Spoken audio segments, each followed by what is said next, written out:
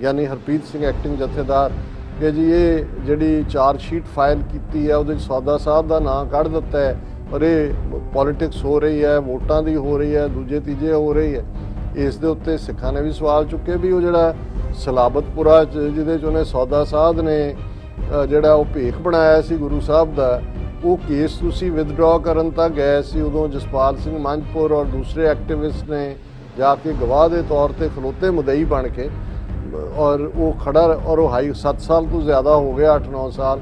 उसका कोई फॉलोअप ना बादल गवर्नमेंट ने किया ना अमरिंदर ने। अज उन्होंने एक ओपन लैटर जिहड़ा ज्ञानी हरप्रीत सिंह के नाम जसपाल सिंह मंझपुर ने शूट किया कि भी उन्होंने कहा कि जथेदार जी अपने बयान च तुसीं ये भी कहा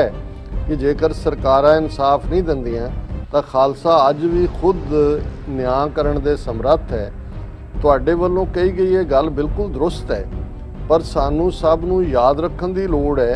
कि गुरु खालसा पंथ की नुमाइंदगी किसी भी धिर जथेबंदी व्यक्ति या शख्सियत के अमल की मुहताज या उस तक सीमित नहीं है। Viewers, welcome back on program. So viewers, पिछले दिन अकाल तख्त साहिब के एक्टिंग जथेदार ਗਿਆਨੀ ਹਰਪ੍ਰੀਤ ਸਿੰਘ ਨੇ ਕਿਹਾ ਸੀ ਕਿ ਜੇ ਗੁਰੂ ਗ੍ਰੰਥ ਸਾਹਿਬ ਦੇ ਦੋਸ਼ੀਆਂ ਨੂੰ ਸਜ਼ਾ ਨਾ ਦਿੱਤੀ ਗਈ ਤਾਂ ਸਿੱਖਾਂ ਨੂੰ ਇਨਸਾਫ ਲੈਣਾ ਆਉਂਦਾ। ਸੋ ਇਸ ਤੇ ਸਵਾਲ ਚੱਕਦਿਆਂ ਹਿਊਮਨ ਰਾਈਟਸ ਦੇ ਪ੍ਰਸਿੱਧ ਵਕੀਲ ਸਰਦਾਰ ਜਸਪਾਲ ਸਿੰਘ ਮੰਝਪੁਰ ਨੇ ਜਥੇਦਾਰ ਅਕਾਲ ਤਖਤ ਦੇ ਨਾਂ ਇੱਕ ਖੁੱਲਾ खत जारी किया है। सो इस बारे आप गलबात कर जा रहे हैं। सो असीं चाहांगे कि तुसां नाल इसे तरह बने रहना, देखण सुनने या लिखण लई तुहाडा सब दा बहुत बहुत शुक्रिया जी। राज साहब की कहना चाहोगे? देखो अक्सर साडे सिख वीर कुछ शिकायत करते हैं कि जी असी ज़्यादा इंटरनेशनल इशूज़ ते गल करते हैं जां अफगानिस्तान पाकिस्तान जां चीन नाल रिलेटेड इशूज़ ते गल करते हैं, सिख इशूज़ ते भी गल होनी चाहिए है। हालांकि जदों असी ईवन इंटरनेशनल जां साउथ एशिया जां चीन की गल भी करते हैं, साडे दिमाग दे विच यही हुंदा है कि भाई ये साडे उस खिते नूं और उहदे च असी सिख सिविलाइजेशन सिख तहजीब साडे नेशन दरियाए जमुना तो वाघा तक साडी खालिस्तान की आज़ादी नूं किवें प्रभावित करेगा। क्योंकि होर जिहड़े बहुत सारे लोकल मुद्दे लोकल चोणां कौन की ਇਹ ਤਾਂ ਇੱਕ ਵਕਤੀ ਜੇ ਤੁਹਾਡੇ ਹੱਥ ਦੇ ਵਿੱਚ ਫੜਾਏ ਹੋਏ ਛਣਕਣੇ ਨੇ, ਤੁਸੀਂ ਉਹਨਾਂ ਨੂੰ ਛਣਕਾਉਂਦੇ ਰਹੋ। ਅਸਲੀ ਚੈਲੰਜ ਅਸਲੀ ਦੁਸ਼ਮਣ ਨੂੰ ਨਾ ਦੇਖੋਗੇ ਤਾਂ ਫਿਰ ਛਣਕਣੇ ਨਾਲ ਨਿਆਣਾ ਪਰਚ ਜਾਂਦਾ ਹੈ ਔਰ ਉਹ ਫਿਰ ਉੱਥੇ ਕੀ ਰਹਿੰਦਾ। ਜਦੋਂ ਗਰੋ ਹੁੰਦਾ ਉਹਨੂੰ ਫਿਰ ਸਮਝ ਆਉਂਦੀ ਹੈ ਵੀ ਇਹ ਜਿਹੜੀ ਆਵਾਜ਼ ਆ ਰਹੀ ਸੀ ਇਹ ਮੇਰੇ ਹੱਥ ਨਾਲ ਖੜਕਾਉਣ ਨਾਲ ਹੀ ਆ ਰਹੀ ਸੀ, ਇਹ ਜਿਹੜਾ ਮੈਨੂੰ ਉਲਝਾਇਆ ਹੋਇਆ ਸੀ। दूसरे पासे ये भी हुंदा है भी जदों जड़ियाँ उत्थे अड अड स्थितियां दे विच जिहड़े लोग, क्योंकि इहदे च भी कोई दो रावां नहीं ने कि भी दुनिया की सिख आबादी का 80% ही भारत के नक्शे च है,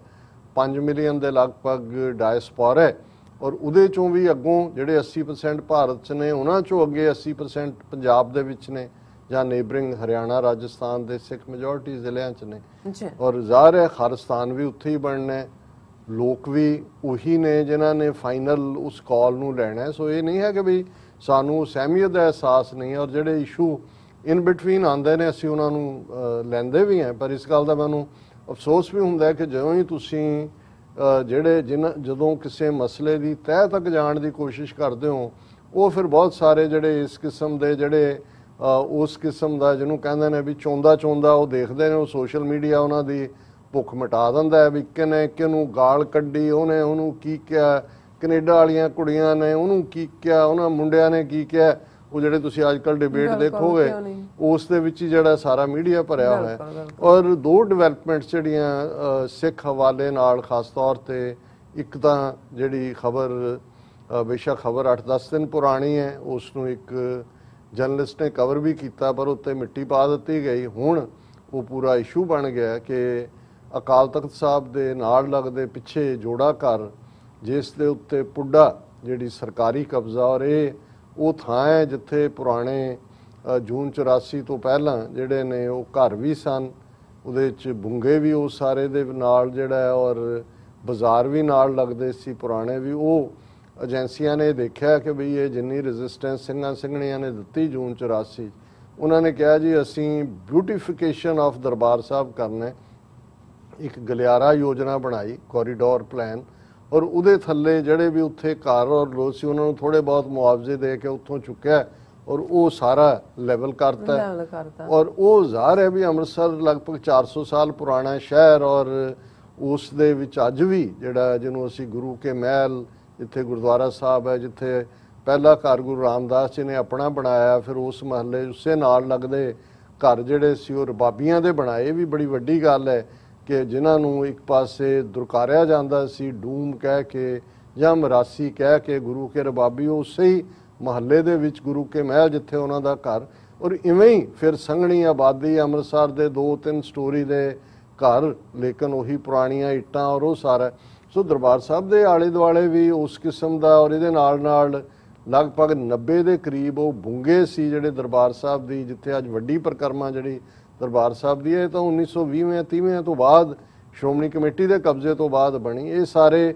ਬੁੰਗਾ ਗਿਆਨੀਆਂ, ਬੁੰਗਾ ਰਾਗੀਆਂ, ਬੁੰਗਾ ਮਲਵਈਆਂ, ਬੁੰਗਾ ਦੁਆਬੀਆਂ, ਔਰ ਉਹਦੇ 'ਚ ਐਜੂਕੇਸ਼ਨ ਵੀ, ਰਹਿਣ ਵਾਲੇ ਵੀ ਜਿਹੜੇ ਉਸ ਇਲਾਕੇ ਦੇ ਆਣ ਉੱਥੇ ਰਹਿਣ। ਸੋ ਇਹਨਾਂ ਨੇ ਕੋਰੀਡੋਰ ਦੇ ਥੱਲੇ ਜਾਂ ਉਹਦਾ ਨਾਂ ਵੀ ਬਿਊਟੀਫਿਕੇਸ਼ਨ ਪਲਾਨ ਰੱਖ ਕੇ ਉਹ ਸਾਰੇ ਜਿਹੜੇ ਨੇ ਉਹਨਾਂ ਨੇ ਲੈਵਲ ਕਰਤੇ ਔਰ ਉਹ ਪੁੱਡਾ ਨਾਂ ਦੀ ਅਥਾਰਟੀ ਨੇ ਲੈ ਲਏ। ਹੁਣ ਸ਼੍ਰੋਮਣੀ ਕਮੇਟੀ ਨੇ ਨੈਗੋਸ਼ੀਏਟ ਕੀਤਾ ਜਾਂ ਕਿਵੇਂ ਹੋਇਆ ਕਿ ਭਾਈ ਇਹ ਥਾਂ ਜਾਂ ਲੀਜ਼ ਆਊਟ ਕੀਤਾ ਹੋਏਗਾ ਉਹਨਾਂ ਤੋਂ, ਸਾਨੂੰ ਨਹੀਂ ਪਤਾ ਕਿਉਂਕਿ ਅੰਦਰ ਖਾਤੇ ਕੁਝ ਚੱਲਦਾ ਹੈ। ਔਰ ਉਹਦੀ ਕਾਰ ਸੇਵਾ ਚੱਲ ਰਹੀ ਸੀ ਕਿ ਜੋੜਾ ਘਰ ਔਰ ਦੂਸਰਾ ਉਹਦੀ ਬੈਕ ਤੇ ਕੁਝ ਬਣਾ ਰਹੇ ਨੇ ਔਰ ਦਰਸ਼ਕ ਉਹ ਪਿਕਚਰਸ ਵੀ ਦੇਖ ਸਕਦੇ ਨੇ ਕਿ ਜਦੋਂ ਥੱਲੇ ਉਹਦੀ ਖੁਦਾਈ ਕੀਤੀ ਗਈ ਤੇ ਥੱਲੋਂ ਬੜੇ ਖੂਬਸੂਰਤ ਸਟਰਕਚਰ, ਕੋਈ ਉਹਨੂੰ ਸੁਰੰਗ ਕਹਿ ਰਿਹਾ, ਕੁਝ ਕਹਿ ਰਿਹਾ, ਲੇਕਿਨ ਇੱਕ ਸੁਰੰਗ ਟਾਈਪ ਵੀ ਔਰ ਇੱਕ ਜਿਵੇਂ ਇੱਕ ਤੁਹਾਡਾ ਤਹਿਖਾਨਾ ਟਾਈਪ ਵੀ ਹੁੰਦਾ, ਉਸ ਕਿਸਮ ਦੀਆਂ ਬੜੀਆਂ ਸੋਲਿਡ ਇੱਟਾਂ ਵਾਲੀਆਂ ਜਿਹੜੀਆਂ ਨੇ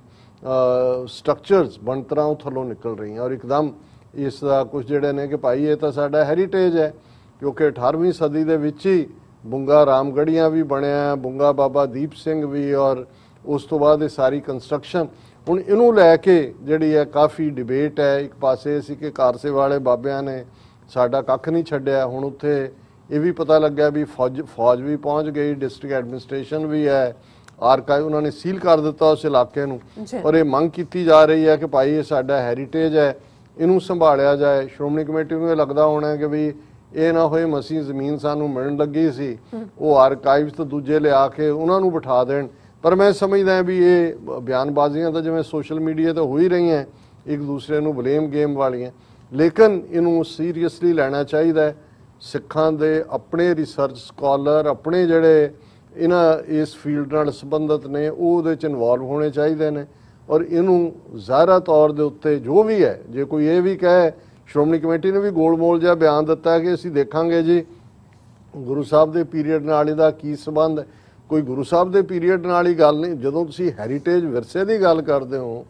ਜਿਹੜੀ 19ਵੀਂ ਸਦੀ ਦਾ ਵੀ ਕੋਈ ਤੁਹਾਡੀ ਕੰਸਟਰਕਸ਼ਨ ਸ਼ੈਲੀ ਹੈ, ਨਾਂਗਸ਼ਾਹੀ ਇੱਟਾਂ, ਗਾਰਾ ਜਾਂ ਦੂਜਾ ਜਿਹੜਾ ਸੀ ਕਿਵੇਂ ਉਹਦੇ 'ਚ ਮਾਂਹ ਦੀ ਦਾਲ, ਦੂਸਰਾ ਤੀਸਰਾ ਉਹ ਇਸਤੇਮਾਲ ਹੁੰਦਾ ਸੀ। ਐਵੇਂ ਥੋੜੀ ਅਕਾਲ ਤਖਤ ਜਿਹਨੂੰ ਕਈ ਟੈਂਕਾਂ ਤੇ ਤੋਪਾਂ ਦੇ ਗੋਲੇ ਮਾਰਦੇ ਰਹੇ, ਉਹ ਫਿਰ ਵੀ ਉਹਨੂੰ ਡੇਗ ਨਹੀਂ ਸਕੇ। ਉਹਨਾਂ 'ਚ ਕੋਈ ਉਹਨਾਂ ਨੇ ਸੀਮੈਂਟ ਤਾਂ ਨਹੀਂ ਸੀ ਇਸਤੇਮਾਲ ਕੀਤਾ, ਉਦੋਂ ਤਾਂ ਸੀਮੈਂਟ ਤਾਂ ਹੈ ਨਹੀਂ ਸੀ ਯੂਜ਼। ਲੇਕਿਨ ਇਹ ਪੁਰਾਣੀ ਜਿਹੜੀ ਭਵਨ ਨਿਰਮਾਣ ਕਲਾ ਜਿਹਨੂੰ ਕਹਿੰਦੇ ਨੇ, ਔਰ ਇਹ ਸਾਡਾ ਹੈਰੀਟੇਜ ਹੈ, ਇਹਦੀ ਪ੍ਰੋਪਰ ਟੇਕ ਕੇਅਰ ਹੋਣੀ ਚਾਹੀਦੀ ਹੈ। ਪਰ ਇਹਦੇ ਨਾਲ ਲੱਗਦਾ ਜਿਵੇਂ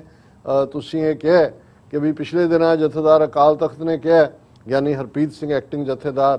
ਕਿ ਜੀ ਇਹ ਜਿਹੜੀ ਚਾਰਜ ਸ਼ੀਟ ਫਾਈਲ ਕੀਤੀ ਹੈ ਉਹਦੇ 'ਚ ਸੌਦਾ ਸਾਹਿਬ ਦਾ ਨਾਂ ਕੱਢ ਦਿੱਤਾ ਹੈ ਔਰ ਇਹ ਪੋਲੀਟਿਕਸ ਹੋ ਰਹੀ ਹੈ, ਵੋਟਾਂ ਦੀ ਹੋ ਰਹੀ ਹੈ, ਦੂਜੇ ਤੀਜੇ ਹੋ ਰਹੀ ਹੈ। ਇਸ ਦੇ ਉੱਤੇ ਸਿੱਖਾਂ ਨੇ ਵੀ ਸਵਾਲ ਚੁੱਕੇ ਵੀ ਉਹ ਜਿਹੜਾ ਸਲਾਬਤਪੁਰਾ 'ਚ ਜਿਹਦੇ 'ਚ ਉਹਨੇ ਸੌਦਾ ਸਾਹਿਬ ਨੇ ਜਿਹੜਾ ਉਹ ਭੇਖ ਬਣਾਇਆ ਸੀ ਗੁਰੂ ਸਾਹਿਬ ਦਾ, ਉਹ ਕੇਸ ਤੁਸੀਂ ਵਿਦਡਰਾ ਕਰਨ ਤੱਕ ਗਏ ਸੀ। ਉਦੋਂ ਜਸਪਾਲ ਸਿੰਘ ਮੰਝਪੁਰ ਔਰ ਦੂਸਰੇ ਐਕਟਿਵਿਸਟ ਨੇ ਜਾ ਕੇ ਗਵਾਹ ਦੇ ਤੌਰ ਤੇ ਖਲੋਤੇ ਮੁਦਈ ਬਣ ਕੇ, ਔਰ ਉਹ ਖੜਾ, ਔਰ ਉਹ 7 ਸਾਲ ਤੋਂ ਜ਼ਿਆਦਾ ਹੋ ਗਿਆ, 8-9 ਸਾਲ, ਉਹਦਾ ਕੋਈ ਫਾਲੋ ਅਪ ਨਾ ਬਾਦਲ ਗਵਰਨਮੈਂਟ ਨੇ ਕੀਤਾ ਨਾ ਅਮਰਿੰਦਰ ਨੇ ਕੀਤਾ। ਹੁਣ ਜਿਵੇਂ ਉਹ ਆਪਣੇ ਆਕਾਵਾਂ ਨੂੰ ਵੀ ਖੁਸ਼ ਕਰਨਾ ਹੁੰਦਾ ਹੈ ਤੇ ਇਹ ਵੀ ਸਿੱਖਾਂ ਨੂੰ ਵੀ ਖੁਸ਼ ਰੱਖਣਾ ਹੈ। ਗਿਆਨੀ ਹਰਪ੍ਰੀਤ ਸਿੰਘ ਨੇ ਕਿਹਾ ਜੇ ਇਨਸਾਫ ਨਾ ਮਿਲਿਆ ਤੇ ਸਿੱਖਾਂ ਨੂੰ ਇਨਸਾਫ ਲੈਣਾ ਹੁੰਦਾ। ਹੁਣ ਇਸ ਦੇ ਬਿਆਨ ਤੋਂ ਬਾਅਦ ਸਰ ਜਸਪਾਲ ਸਿੰਘ ਮੰਝਪੁਰ ਜਿਹੜੇ ਹਿਊਮਨ ਰਾਈਟਸ ਦੇ ਜਿਹੜੇ ਨੇ ਉਹ ਐਕਟਿਵਿਸਟ ਵੀ ਨੇ, ਔਰ ਬਹੁਤ ਸਾਰੇ ਸਿੰਘ ਜਿਨ੍ਹਾਂ ਨੇ ਸੱਚਮੁੱਚ ਗੁਰੂ ਗ੍ਰੰਥ ਸਾਹਿਬ ਦੀ ਬੇਅਦਬੀ ਕਰਨ ਵਾਲਿਆਂ ਨੂੰ ਸਜ਼ਾ ਦੇਣ ਦੇ ਲਈ ਕਿਵੇਂ ਉਹਨਾਂ ਨੇ ਐਕਟ ਵੀ ਕੀਤਾ ਉਹਨਾਂ ਚੋਂ ਹੀ ਆ ਦੋ ਸਿੰਘਾਂ ਨੂੰ ਪਿਛਲੇ ਦਿਨਾਂ 'ਚ ਉਮਰ ਕੈਦ ਹੋਈ ਹੈ ਕਿ ਉਹਨਾਂ ਨੇ ਇੱਕ ਪਾਪਣ ਨੂੰ ਜਿਹੜਾ ਹੈ ਉਹ ਸਜ਼ਾ ਯਾਫਤਾ ਕੀਤਾ ਜਿਹਨੇ ਬੇਅਦਬੀ ਕੀਤੀ ਸੀ। ਔਰ ਹੋਰ ਵੀ ਬਹੁਤ ਸਾਰੇ ਜਿਨ੍ਹਾਂ ਦਾ ਬਹੁਤਾ ਜ਼ਿਕਰ ਨਹੀਂ ਹੁੰਦਾ, ਹਰਿਆਣੇ 'ਚ ਵੀ ਹੈ। ਔਰ ਅੱਜ ਉਹਨਾਂ ਨੇ ਇੱਕ ਓਪਨ ਲੈਟਰ ਜਿਹੜਾ ਗਿਆਨੀ ਹਰਪ੍ਰੀਤ ਸਿੰਘ ਦੇ ਨਾਂ ਜਸਪਾਲ ਸਿੰਘ ਮੰਝਪੁਰ ਉਹਨਾਂ ਨੇ ਸ਼ੂਟ ਕੀਤਾ ਔਰ ਉਹਨਾਂ ਨੇ ਸ਼ੁਰੂ ਹੀ ਇੱਥੋਂ ਕੀਤਾ। ਮੈਂ ਸਾਰਾ ਲੈਟਰ ਤਾਂ ਨਹੀਂ ਪੜ੍ਹ ਸਕਾਂਗਾ, ਪਰ ਮੈਂ ਉਹਦੀ ਰੈਫਰੈਂਸ ਜ਼ਰੂਰ ਦੇਣਾ ਚਾਹੁੰਦਾ ਸੀ ਕਿ ਵੀ ਉਹਨਾਂ ਕਿਹਾ ਕਿ ਜਥੇਦਾਰ ਜੀ, ਆਪਣੇ ਬਿਆਨ 'ਚ ਤੁਸੀਂ ਇਹ ਵੀ ਕਿਹਾ ਕਿ ਜੇਕਰ ਸਰਕਾਰਾਂ ਇਨਸਾਫ ਨਹੀਂ ਦਿੰਦੀਆਂ ਤਾਂ ਖਾਲਸਾ ਅੱਜ ਵੀ ਖੁਦ ਨਿਆਂ ਕਰਨ ਦੇ ਸਮਰੱਥ ਹੈ। ਤੁਹਾਡੇ ਵੱਲੋਂ ਕਹੀ ਗਈ ਇਹ ਗੱਲ ਬਿਲਕੁਲ ਦਰੁਸਤ ਹੈ, ਪਰ ਸਾਨੂੰ ਸਭ ਨੂੰ ਯਾਦ ਰੱਖਣ ਦੀ ਲੋੜ ਹੈ ਕਿ ਗੁਰੂ ਖਾਲਸਾ ਪੰਥ ਦੀ ਨੁਮਾਇੰਦਗੀ ਕਿਸੇ ਵੀ ਧਿਰ, ਜਥੇਬੰਦੀ, ਵਿਅਕਤੀ ਜਾਂ ਸ਼ਖਸੀਅਤ ਦੇ ਅਮਲ ਦੀ ਮੁਹਤਾਜ ਜਾਂ ਉਸ ਤੱਕ ਸੀਮਤ ਨਹੀਂ ਹੈ। ਗੁਰੂ ਮਹਾਰਾਜ ਦੀ ਬਖਸ਼ਿਸ਼ ਅਤੇ ਆਪਣੇ ਇਤਿਹਾਸ ਦੇ ਵਿਰਸੇ ਤੋਂ ਪ੍ਰੇਰਨਾ ਲੈ ਕੇ ਸਾਹਿਬ ਸ੍ਰੀ ਗੁਰੂ ਗ੍ਰੰਥ ਸਾਹਿਬ ਜੀ ਦੀ ਬੇਅਦਬੀ ਕਰਨ ਵਾਲੇ ਦੋਖੀਆਂ ਨਾਲ ਖਾਲਸਾਈ ਰਵਾਇਤ ਮੁਤਾਬਕ ਨਿਆਂ ਕਰਨ ਦਾ ਅਮਲ ਨੀਲੋ ਖੇੜੀ ਕੇਸ ਵਿੱਚ ਨਾਮਜ਼ਦ ਭਾਈ ਮਹਿੰਦਰ ਸਿੰਘ, ਹੁਣ ਇਹ ਉਹ ਸਿੰਘ ਨੇ ਜਿਹੜੇ ਜੇਲ੍ਹਾਂ 'ਚ ਨੇ, ਜਿਨ੍ਹਾਂ ਨੇ ਸੱਚਮੁੱਚ ਇਸ ਦੇ ਉੱਤੇ ਅਮਲ ਕੀਤਾ। ਔਰ ਉਹਨਾਂ ਨੇ ਕਿਹਾ ਵੀ ਨੀਲੋ ਖੇੜੀ ਕੇਸ ਵਿੱਚ ਨਾਮਜ਼ਦ ਭਾਈ ਮਹਿੰਦਰ ਸਿੰਘ, ਭਾਈ ਸਵਰਨ ਸਿੰਘ, ਬਖਸ਼ੀਸ਼ ਸਿੰਘ ਤੇ ਹੋਰ ਸਾਥੀ ਸਿੰਘਾਂ, ਬਾਬਾ ਬਲਵੀਰ ਸਿੰਘ, ਭਾਈ ਮਨਦੀਪ ਸਿੰਘ ਕੁੱਬੇ,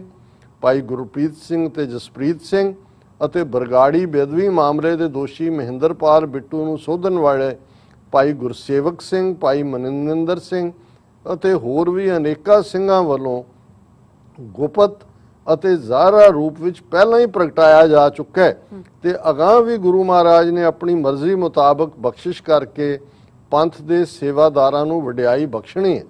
ਜਦੋਂ ਅਸੀਂ ਇਹ ਕਹਾਂਗੇ ਕਿ ਖਾਲਸਾ ਅੱਜ ਵੀ ਇਨਸਾਫ ਕਰਨ ਦੇ ਸਮਰੱਥ ਹੈ ਤਾਂ ਸਾਨੂੰ ਇਸ ਸਵਾਲ ਨੂੰ ਵੀ ਮੁਖਾਤਬ ਹੋਣਾ ਪਵੇਗਾ ਕਿ ਜਿਨ੍ਹਾਂ ਸੂਰਬੀਰ ਯੋਧਿਆਂ ਨੇ ਗੁਰੂ ਸਾਹਿਬ ਦੀ ਮਿਹਰ ਸਦਕਾ ਖਾਲਸਾ ਜੀ ਦੀ ਖੁਦ ਇਨਸਾਫ ਕਰਨ ਦੀ ਸਮਰੱਥਾ ਦਾ ਪ੍ਰਗਟਾਵਾ ਕੀਤਾ ਹੈ, ਉਹਨਾਂ ਦੀ ਇਸ ਸੇਵਾ ਨੂੰ ਸਿੱਖਾਂ ਦੀਆਂ ਸਿਰਮੌਰ ਸੰਸਥਾਵਾਂ ਤੇ ਸ਼ੋਭਤ ਸ਼ਖਸੀਅਤਾਂ ਨੇ ਕਿੰਨੀ ਕੁ ਮਾਨਤਾ ਦਿੱਤੀ ਹੈ। ਇਹ ਬਿਲਕੁਲ ਠੀਕ ਉਹਨਾਂ ਨੇ ਸਵਾਲ ਚੁੱਕਿਆ ਔਰ ਵੇਰਵੇ 'ਚ ਉਹਨਾਂ ਨੇ ਸਾਰਾ ਲੈਟਰ ਲਿਖਿਆ, ਪਰ ਉਹਦਾ ਜਿਹੜਾ ਜਿਸਟ ਹੈ ਉਹ ਇਹੀ ਹੈ ਕਿ ਭਾਈ ਆਲਰੇਡੀ ਉਹਨਾਂ ਨੇ 15 ਨਾਂ ਦਿੱਤੇ ਨੇ ਜਿਹੜੇ ਆਲਰੇਡੀ ਜੇਲ੍ਹਾਂ 'ਚ ਨੇ, ਜਿਨ੍ਹਾਂ ਨੇ ਇਸ ਤੇ ਐਕਟ ਕੀਤਾ ਵੀ ਕੀ ਤੁਹਾਡੇ 'ਚ ਗਟਸ ਨੇ ਵੀ ਉਹਨਾਂ ਨੂੰ ਤੁਸੀਂ ਈਵਨ ਰੈਕਗਨਾਈਜ਼ ਵੀ ਕਰੋ। ਹੁਣ ਤਾਂ ਤੁਸੀਂ ਕਹਿ ਰਹੇ ਹੋ ਕਿ ਇਨਸਾਫ ਲੈਣ ਦੇ ਸਮਰੱਥ ਹੈ, ਆਲਰੇਡੀ ਉਹਨਾਂ ਨੇ ਜਿਨ੍ਹਾਂ ਨੇ ਇਹ ਇਨਸਾਫ ਲੈਣ ਲਈ ਆਪਣੀਆਂ ਜ਼ਿੰਦਗੀਆਂ ਦਾਅ ਤੇ ਲਾਈਆਂ ਨੇ, ਉਹਨਾਂ ਨੂੰ ਪਤਾ ਹੈ ਕਿ ਇਹਨਾਂ ਅਦਾਲਤਾਂ 'ਚੋਂ ਕੁਝ ਨਹੀਂ ਨਿਕਲਣਾ। ਹੁਣ ਇਹ ਦੇਖਣਾ ਵੀ ਇਹ ਜਿਹੜਾ ਓਪਨ ਲੈਟਰ ਹੈ ਉਹਦੇ ਤੇ ਗਿਆਨੀ ਹਰਪ੍ਰੀਤ ਸਿੰਘ ਕੀ ਰਿਸਪੌਂਡ ਕਰਦੇ ਨੇ, ਪਰ ਉਹ ਤਾਂ ਆਪਣੇ ਆਕਾ ਦੀ ਮਰਜ਼ੀ ਦੇ ਮੁਤਾਬਕ ਉਹਨਾਂ ਕੀ ਜਜ਼ਬਾਤ ਭੜਕਾਉਂਦੇ ਨੇ ਜਿੰਨਾ ਕਿ ਆਉਣ ਵਾਲੀਆਂ 2022 ਦੀਆਂ ਚੋਣਾਂ 'ਚ ਅਕਾਲੀ ਜਿਹੜੇ ਨੇ ਆਪਣਾ ਪੰਥਕ ਚਿਹਰਾ ਬਣਾ ਕੇ ਸਿੱਖਾਂ ਦੀਆਂ ਵੋਟਾਂ ਮੰਗ ਸਕਣ। ਇਸ ਤੋਂ ਬਿਯੋਂਡ ਕੁਝ ਨਹੀਂ। ਬਿਲਕੁਲ ਡਾਕਟਰ ਸਾਹਿਬ, ਤੁਹਾਡਾ ਬਹੁਤ ਬਹੁਤ ਸ਼ੁਕਰੀਆ। ਇਸ ਵਕਤ ਲੈਣੇ ਬ੍ਰੇਕ। ਵਿਊਅਰਸ ਤੁਸੀਂ ਕਿਤੇ ਨਹੀਂ ਜਾਣਾ, ਮਿਲਦੇ ਹਾਂ ਛੋਟੇ ਜਿਹੇ ਵਕਫੇ ਤੋਂ ਬਾਅਦ।